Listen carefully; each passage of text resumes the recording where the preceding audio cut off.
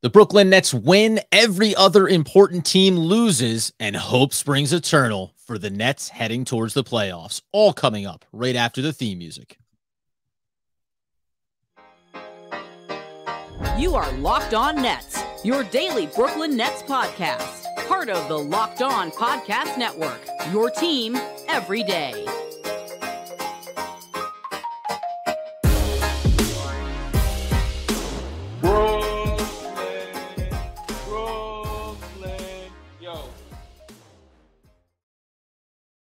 Oh, yes, it's the Locked On Nets podcast right here on the Locked On Podcast Network. It's your team, the Brooklyn Nets, every single day. I'm Adam Marmbrecht. He's Doug Norrie.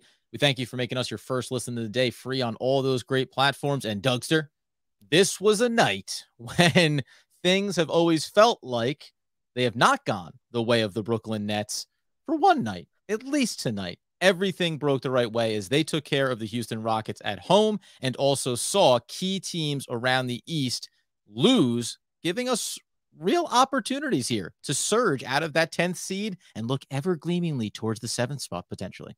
Yeah, man, this has been a season that has, like we said, has not felt like anything has really broken right, whether it's by their own doing or just bad luck. And like even my wife was asking today, because she only rings in every once in a while, just checking on what the Nets are doing. I gave her like this. I went on this like laundry list of things that had gone wrong this season. That I was like, even if just like one of these things doesn't happen, I'm not going to give the whole list here, but like Nets fans know it. I was like, even if one of these things around any one of these players doesn't happen, we're probably not in this situation. And going into Tuesday, there's an opportunity with the Nets playing and the other the three teams that were in the play-in or circling around the play-in here that, you know, looking like they're going to swap seeding possibly, all played. The Nets won, Atlanta lost, Charlotte lost, Cleveland lost, and now the Nets sit in the 8th seed with the chance to actually control their own play-in destiny here if they win out, because they own the tiebreakers. They're above everybody else, and they play Cleveland on the second to last game of the year. And if they beat that one, they'll own the tiebreaker even with the same record. So like all of a sudden, the beginning of the night, 10th seed, end of the night, win out, and the first playing games in Barclays. And that's really at this point in the season, kind of all you can ask for. We're going to talk about, obviously, this game specifically and Kyrie Irving's performance and things that we can take away from it. And then also the bold prediction about how high the Brooklyn Nets can finish here. But to your point, man, when you look out across it, listen, there's still going to be 3 more games for every single one of these teams. The Nets are going to have the second of the back-to-back tomorrow against the Knicks. This is, if you're looking for a heel, I might be your Huckleberry, because when I boldly stated just a couple episodes ago that maybe the best value here for Brooklyn is to get rest for these key players. No Seth Curry tonight, no Goran Dragic tonight. They did get back Bruce Brown. We did get a LaMarcus Aldridge appearance for whatever that was worth. But that sense of, man, how much do you want to push for this? And maybe it was driven by the idea that when the Nets needed things to break their way, when they beat the Houston Rockets as lowly as they are, normally over the course of this season, 2 out of those other 3 teams would have won their games, and you would have said, yeah, you kind of didn't accomplish anything. Or the one team that lost would have been the least consequential one, maybe Cleveland, right, as opposed to Charlotte, as opposed to Atlanta. And instead, it all does go their way. And really, in the blink of an eye, from 10th seed to 8th seed, right now, in this moment, you get to say, hey, this is now our classic 2 games to win 1 scenario, even though you'll start on the road potentially. And then I'll be honest with you, man, even if things fluctuate here over the next 3 games, if you can just hold on to the home game as the 9th seed, that's still an achievable goal here now that feels like it's much more realistic off of tonight as opposed to just 24 hours ago. Yeah, I'm going to disagree with that a little bit, because I'm going to say I do feel like the difference between holding this 7th or 8th seed and holding the 9th or 10th seed is pretty massive. Like, yes, I agree with you there. I think, and this is actually maybe to my point coming into this episode, as I said the other day, where the 9th and 10th seed, I know it's a home game, so maybe I should clarify. Even though the ninth seed would be a home game, you still have to win 2 to make it into the playoffs. And I think that was my premise around rest, because get to the 9th seed, well, okay, you've done something, but would it be worth the effort, the energy, the minutes that you're going to put on Kevin Durant? Not so much Kyrie Irving as he tries to ramp up, but just, hey, you have guys that are trying to get healthy here. Would it be worth the risk? So no, you're correct. If I misspoke, it's only worth it if you achieve what would represent the 2 games to win 1, right? You're correct. Right. Like, so like, and now that they're in a place to be able to do that, like now it's basically imperative that they hold on to that, because the difference between only having to win 1 game out of 2 instead of 2 in a row, I mean, like, I just don't really, we shouldn't need to explain like why that's such an important difference. And especially if that difference is like the first game is just in Barclays, now that we know, Kyrie and everybody is just good to go there. That was the thing that we talked, for much of the season was unclear if that was even going to be an advantage to them, like to be in these home games. Now that it clearly is, now it really, I would say now you need to press it all to the wall to get to the 7th seed, because what are you pressing to the wall? Anything that rhymes with wall. Sure. Like like anything you could think of. Oh no, anything that sticks, whatever it takes. There's lots of words in the English language you can come up with. So no, like where they stand now though, like this is why this night, like you can just probably see it in our mood. Like this night was actually so important. I got the game on one screen. I got like the other. I'm flipping between watching Orlando desperately trying to lose that game to Cleveland, and Cleveland was able to grab defeat out of the jaws of victory from Orlando. Yeah. And then the Toronto Atlanta game, go over to that one, and that one's actually pretty close down to the wire. And Toronto's able to kind of just hold on there. And then Miami kind of ran away with it over Charlotte. But when you see all these things kind of just falling into place, and you look at the standings and you think, oh my gosh, they went from this wondering, like really kind of just down in the dumps, like how are we going to land in the 10 seed? This can be very difficult to climb out of this if these other teams, if either one of these teams win, it becomes increasingly more difficult. So to see them all 3 lose, and the Nets, look, honestly win a very winnable game. Like this would have been like relegation time if you lose to the Rockets at home in a must win. Like the Rockets stink, or this version of them do at least. Yeah, the other side of this coin is a very dark one. if we came in a different set of circumstances. Oh my god, it would have just been untenable. And there was really never a doubt like they were going to lose. I know the Rockets make that run in the 3rd, the beginning of the 4th, where it's just kind of looking a little bit weird. But in general, you're not really too worried about losing the game. But like I said, just to go back to the beginning, to land at the end of Tuesday night where the things have just broken completely right. Nets now, like I said, they're in the AC currently, but they're in an effective tie with the Cleveland, because they if they were to win the game against Cleveland, they would own the season series against Cleveland. Therefore, they would break the tiebreaker. So therefore, even though they're 1 game back in the standings, they're really not, like, or they are, but like they would vault over them and they wouldn't be in a tie. And when you look at the standings too, when you look at Atlanta, because they have the tiebreaker against them, so it gives them a pseudo safety valve. Now, Atlanta's going to play Washington, Miami, and then finish with Houston. And the interesting thing there is probably, if we're just talking about like, looking forward, not looking forward, we'll get into that as the days go on here. First thing they have to do is now beat New York tomorrow night. But it'll be interesting. Miami winning tonight helped the Nets' cause, but in winning, they may only be 1 more game away from not needing to win any more games. So what will that look like for Atlanta a couple of games down the road? And I think that this is, of course, the tightrope wire that you're walking, where it's a sigh of relief. It's a moment of excitement. It's this tantalizing prize that is just out ahead of you. And it was funny too, because I will say, coming into this game and on the off days, Kevin Durant said, when he was asked about, do you worry about who you're going to play, what that's going to look like, play in game, 10th seed, 9th seed? He said, who cares? Throw the ball up, tip it, let's go. We'll take on whoever it is. But he also said, coming into this game, it's about mentality. It's about continuity. It's about developing that chemistry with one another. So I think that Kevin Durant fears no one. The Brooklyn Nets fear no team in the Eastern Conference, and also see the value of maybe going on this run here and securing what could more or less be a symbolic 8th seed or 7th seed. Even though I know it helps their cause, their mentality is, we don't care. We'll get there no matter what. Now, we can look at it objectively and say it's harder to do it if you're the 10th seed, if you're the 9th seed. The Nets don't look at it that way. I think that there's a momentum push here that they can accomplish in winning these games. Does that make sense what I'm saying? Like, they don't care if it's a harder road to get to the playoffs. They believe they're going to get there. But they may or may not care. I mean, like, whether they care or not is probably, I agree that they, like, a guy like Kevin Durant doesn't care necessarily, because like his mentality is not born on looking like projecting out these things. He's very honest. He's like, I'm going to just go play and I'm going to try to win every single game.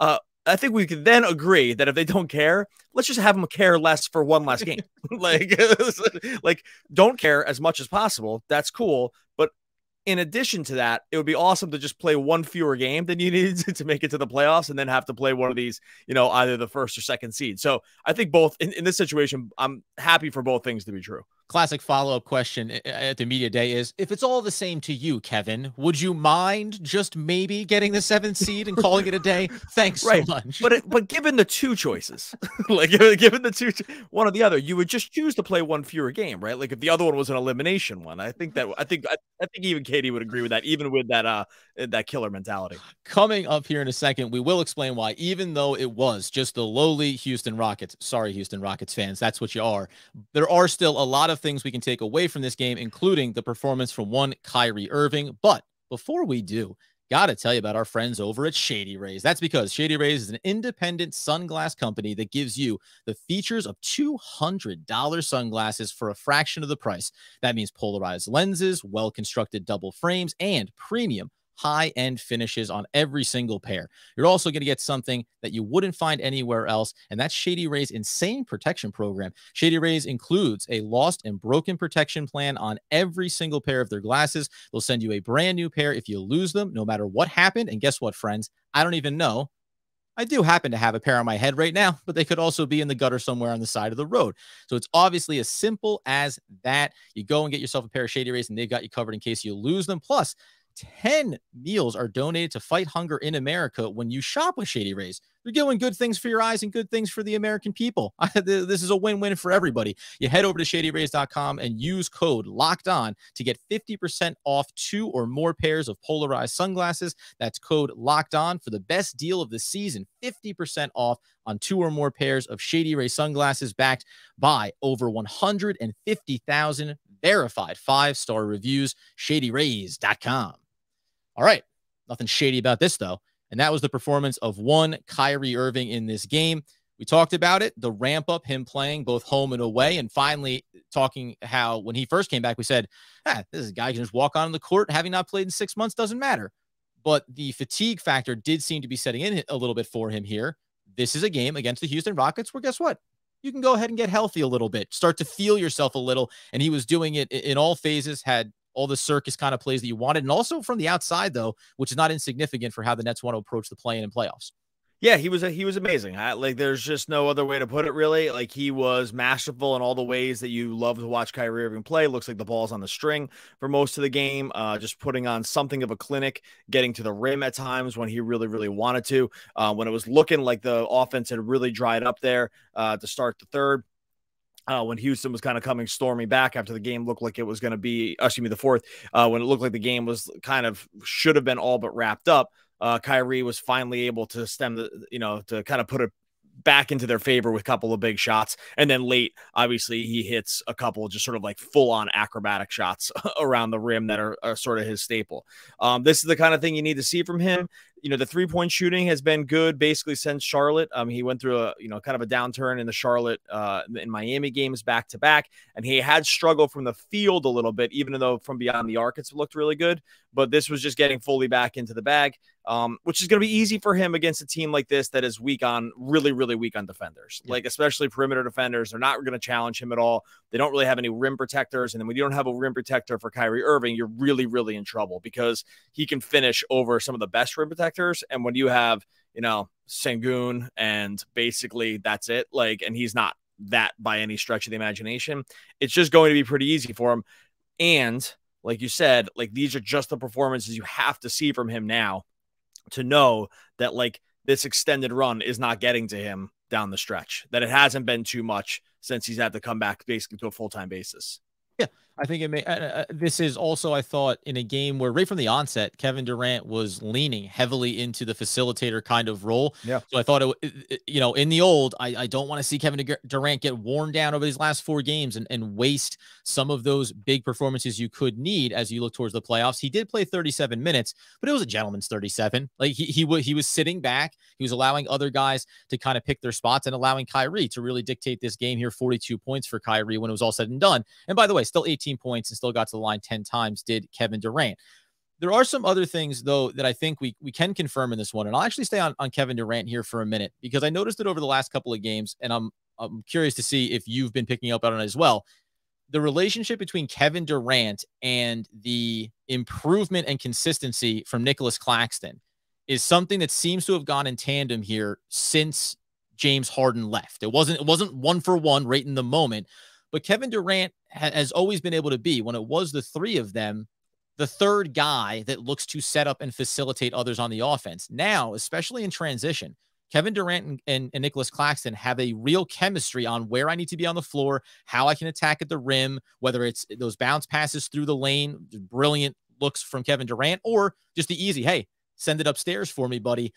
Them forming this chemistry down the stretch is something that's going to be critical, because you don't have that really with any of these other players of Claxton's size, and then we know the defensive plus ability. So there's balance here that I think is occurring. Yeah, I think part of it from Claxton has been a more comfort around the rim. It's been very clear that he's developed just more of a comfort when he gets the ball and making quick decisions about getting up and in to either into a shot that sometimes are like increasingly more difficult, which is good. Like he needs to be able to finish like sort of more difficult shots, or making just decisions out of the roll. But I'm really more about getting to the rim. And I think it's just a clear sign that Durant has seen it. Like more of these slip passes are coming Claxton's way from Durant.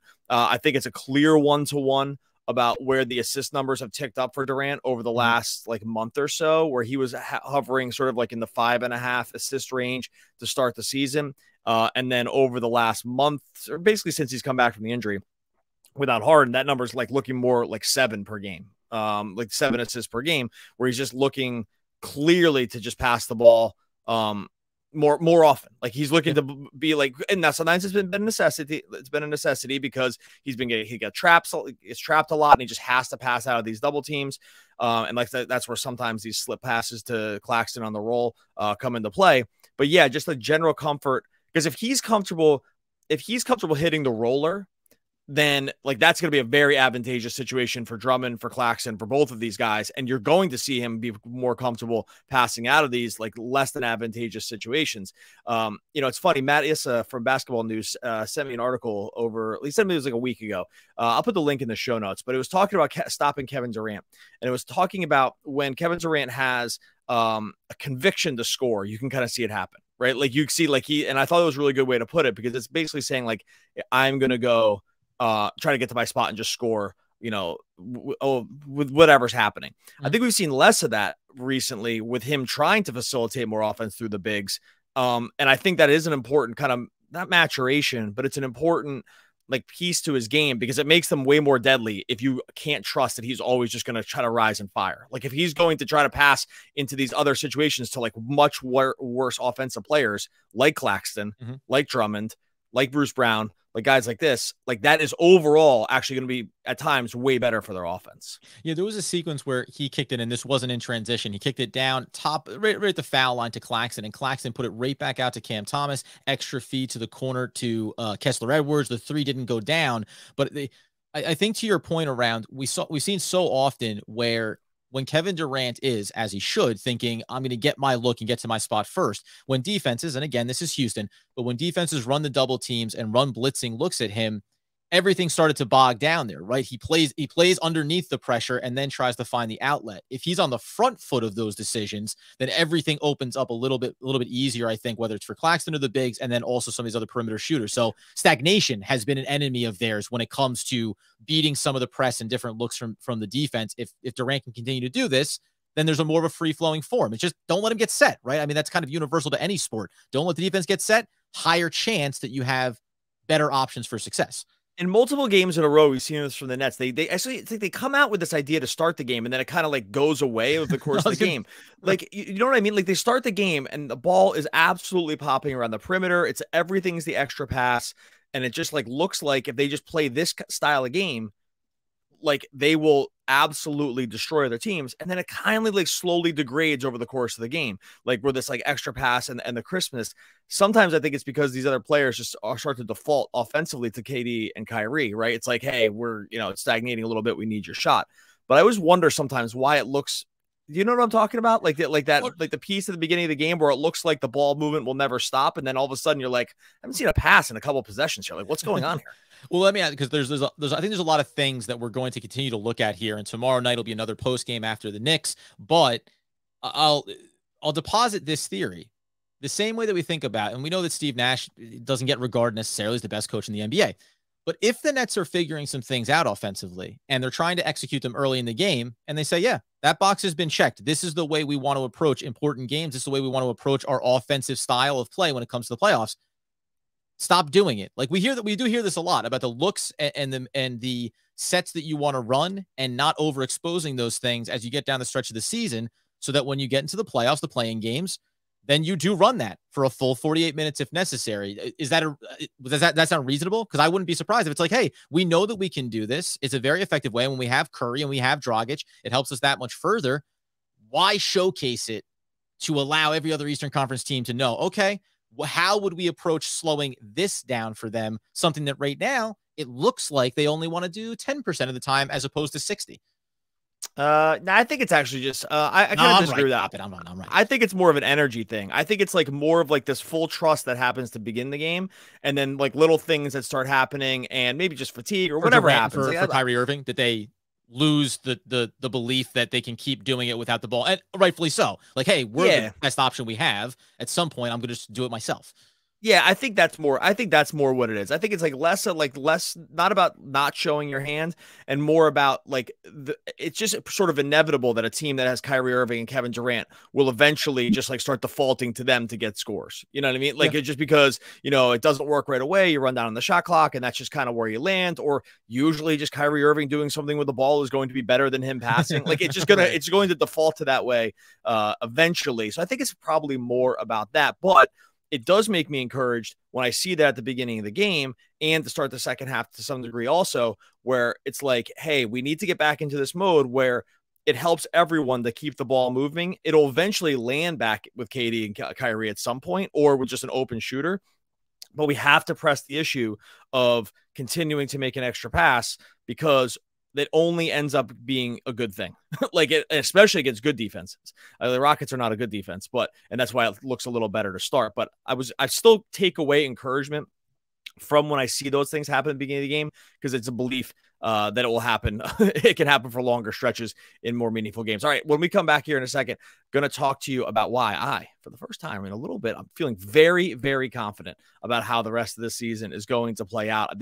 Tonight's game and the way this thing played out has me feeling really just like this is exactly setting up for the Nets the exact way they needed it to. Why I'm feeling almost like a near certainty that they're going to land in the 7th seed here. Going to talk to you about that in a second. But first, got to talk to you about our friends over at Built Bar. You know those New Year's resolutions. You're trying to keep up with them. It's a few months into it now. It's getting harder and harder to stay healthy. The snacking can be a real problem as you're on the day-to-day kind of basis. It's easy to reach for stuff that's not healthy. Look, make it a point to just start reaching for Built Bar, and you got nothing to worry about. Built Bar, they got the marshmallows and they got the regular bars. It's all there for you. They're covered in 100% real chocolate, are low-calorie, high-protein. You can replace the candy bars with these. They're even better. Typical candy bar can be anywhere from 200 to 300 calories. I can't even say it. Go to built.com and scroll down through the macros charts. You'll be blown away by the metrics. Look, we're big on numbers over here. Built Bar's got the numbers to back it up. High protein, low calorie, high fiber, low carb.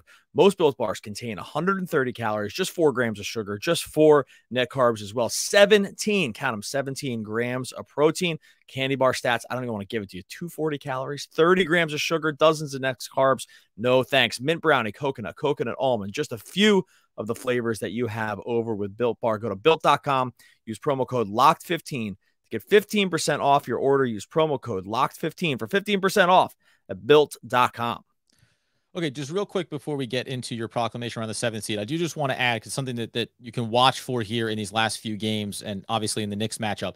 The other little piece here out of this one is that Patty Mills continues to struggle, and I had made the case along with the rest about let the rookies try to get some run here.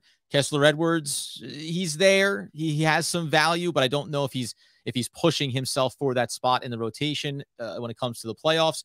but Cam Thomas arguably might be. We don't have to dive into it too deep other than to say he gave you 13 points. We know that he can shot create. And really, this is more about that Patty Mills continues to struggle as much as anything else. So you can put your 2 cents in there, or we can just say, hey, watch this in the Knicks game. Watch it for the last couple of games here, because at a certain point, you're going to have to look at Patty and say, when do we go? We just can't trust you now. We cannot trust you and waste those looks. So part of this dovetails into why I feel very encouraged. So one thing is it's looking very likely that Seth Curry is going to come out and play against the Knicks on Wednesday. Yep. So they've been trying to rest the ankle as much as possible. They basically said that he'd probably benefit from not playing the rest of the season and then just playing in the play-in game to keep the ankle, because it's like more of a maintenance thing than anything else.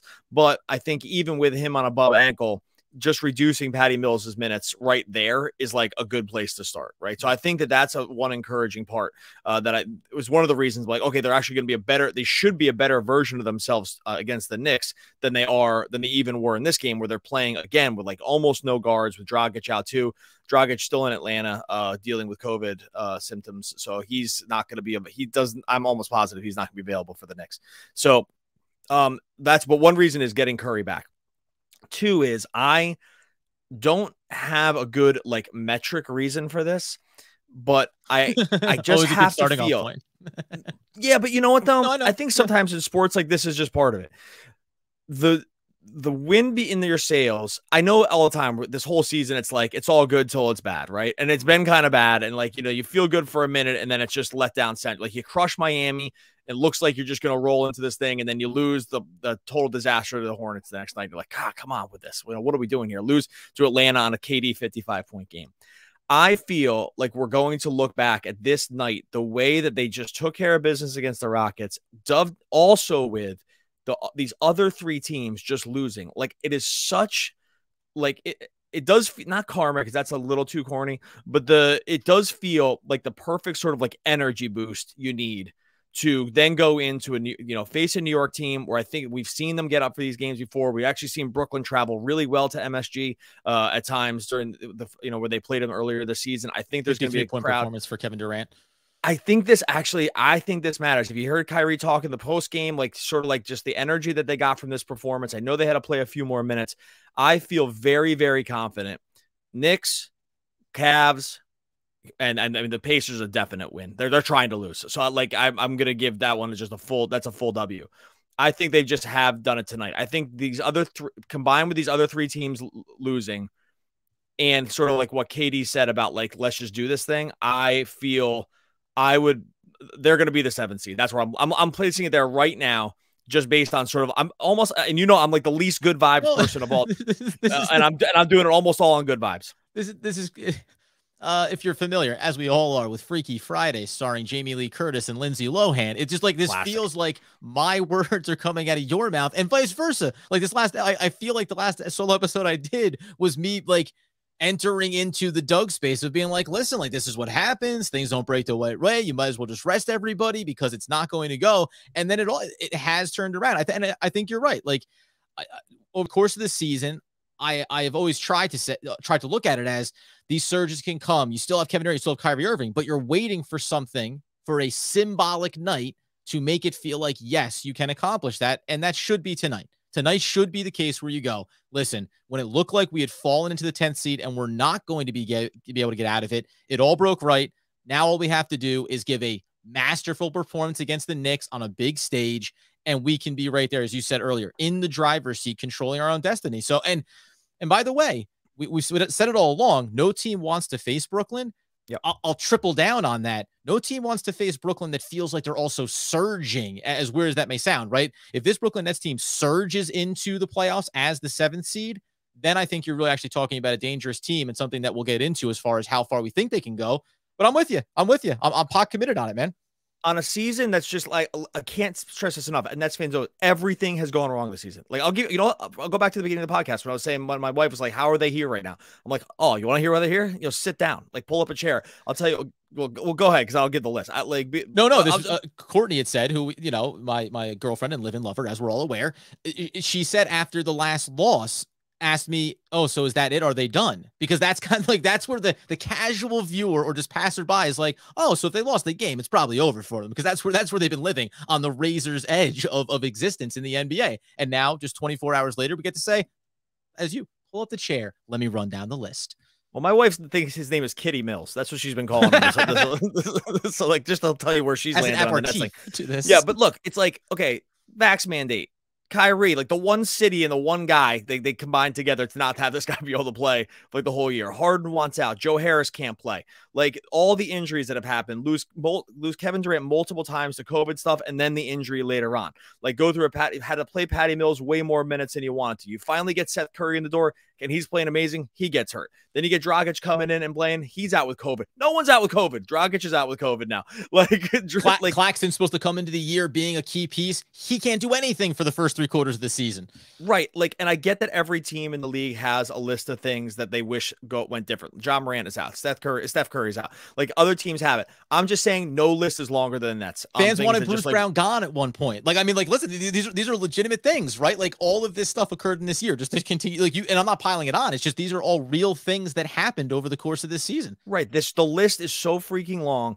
And I just feel like they just needed a few things to break right for them, like, and feel like they have some momentum here. And it's like, sometimes the momentum has just been their own stumbling. I get it. I'm not putting this all on bad luck. There's been plenty of things that have happened with the Nets this season that have been nothing but their own doing. The excuse train doesn't like stop at their doorstep and never like land in their laps. Like this is just, it is just what it is. I still think even with that, like the amount of bad luck that this team has had, kind of at some point, like since like the beginning of the playoffs last year, like I could dial it all the way back to Harden with the hamstring and Kyrie twisting his ankle under Giannis. Like this has been a long track record here of things that feel like if just one of these things had not happened, we would not be having the conversations we're having. And I'm stamping it right now. Tonight's the time it turns all around. Triple stamp at Noah Racy's, 1 win down, 3 more to go, and they do, in fact, they can control their own destiny here if they get the job done over these last 3, starting with those New York Knickerbockers. All right, check us out over on YouTube. Subscribe to YouTube. Subscribe to wherever you listen to podcasts as well. Get us in the car when you're headed to work, on the commute. Want to be there for you as well. Make sure you like and subscribe YouTube. Like and subscribe to the podcast. Leave a comment over on YouTube as well. Much appreciated for everyone that's jumped in there. Trying to get to 2,000 subscribers. I think we're going to get there this week, so be part of that group as well. I'll put the link in the show notes. You know what? The ball was moving, to tell you the truth. It was drive, pass, and then somebody had an open shot, and we just knocked him down. Richard R.J. Jefferson. Oh, one of the all-time great poets. We'll be back again after the next game tomorrow talking more Brooklyn Nets basketball.